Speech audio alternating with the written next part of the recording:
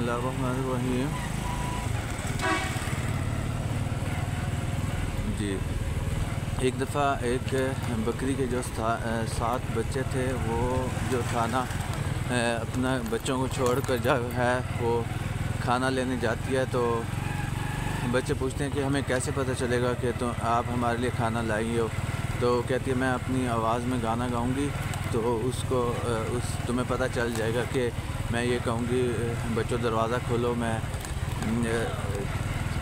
तुम्हारे लिए खाना लाई हूँ। तो फिर इस तरह से ना वो जाता है, तो भेड़िया सारी बातें सुन रहा होता है। तो भेड़िया जो है ना वो आ जाता है और ना आवाज़ में कहता है कि मैं तुम्हारे लिए खाना लेके आई हूँ, दरवाज़ा खोलो। बच्चे समझ जाते हैं कि ये जो है ना खाना जो लेके आया, ये आवाज़ से पता चल जाता है कि भेड़िया आया हुआ था। तो फिर वो कहते हैं नहीं तुम भेड़िया हो। वो चला जाता है। उसके बाद फिर दोबारा आता है, दोबारा आके कहता है कि मैं ना शहद पी के आता है। हाँ, शहद पी के आता है। उसकी आवाज़ बारीक हो जाती है। तो फिर वो शहद पी के बोलता है कि मैं तुम्हारे लिए खाना लेके आया हूँ। वो फिर ना छोटा बच्चा जो होता है बकरी का, वो नीचे देखता है, उसकी टांगें जो है काली होती हैं। वो कहता है कि टांगें तुम्हारी काली हैं, तुम हमारी माँ नहीं हो। तो फिर वो जो है ना दोबारा चला जाता है। कहता अब क्या करूँ। अब वो चक्की पे जाता है, तो उसका चक्की का मालिक जो है वो सोया होता है दोपहर के टाइम। तो वो उस पर जाके ना खाना जो है आटे में अपने पाँव डुबो लेता है। तो फिर उसके पाँव सफ़ेद हो जाते हैं। तो आगे ना वो कहता है कि अब कहता है मैं तुम्हारी माँ हूँ, दरवाज़ा खोलो। तो फिर जो है ना फिर वो जो है ना आके कहता है। तो सारे बच्चे कहते हैं हाँ ये अब हमारी माँ है। तो फिर वो दरवाज़ा खोलते हैं, तो सामने भेड़िया खड़ा होता है। वो कहता है कि मैं तुम्हारे लिए खाना लेके नहीं आया, बल्कि तुम्हें खाने आया हूँ।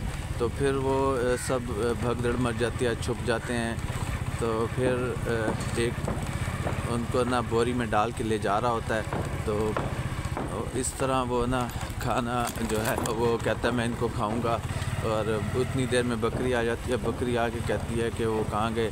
तो वो जाके दोनों, छोटा बच्चा जो है वो चूल्हे में छुपा होता है, वो निकल के ना कहता है कि वो ऐसे भेड़िया आया था।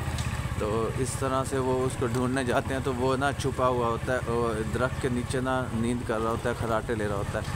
तो फिर वो जाके ना उसको कहती है तुम आराम से ना उनको खोलती है और कहती है शोर ना करना। और वो जो है ना उन बच्चों को निकालती है, उसमें पत्थर डाल देती है सारे मिलके। तो जब भेड़िया उठता है तो वो कहता है कि चलो अब मैं इनको ना खाऊंगा। तो उठ के जो वो दरिया के पास जाता है और कहता है मैं पानी पी लूँ। तो पानी पीने लगता है तो उसका पाँव स्लिप हो जाता है। तो इस तरह से वो ना बकरी और बच्चे देख रहे होते हैं कि इसने हमारे साथ अच्छा नहीं किया, तो इसके साथ भी अच्छा नहीं हुआ। तो इस कहानी से हमें ये सबक मिलता है कि जैसा अगर किसी के साथ अच्छा नहीं करेंगे तो हमारे साथ भी अच्छा नहीं होगा। और बहुत शुक्रिया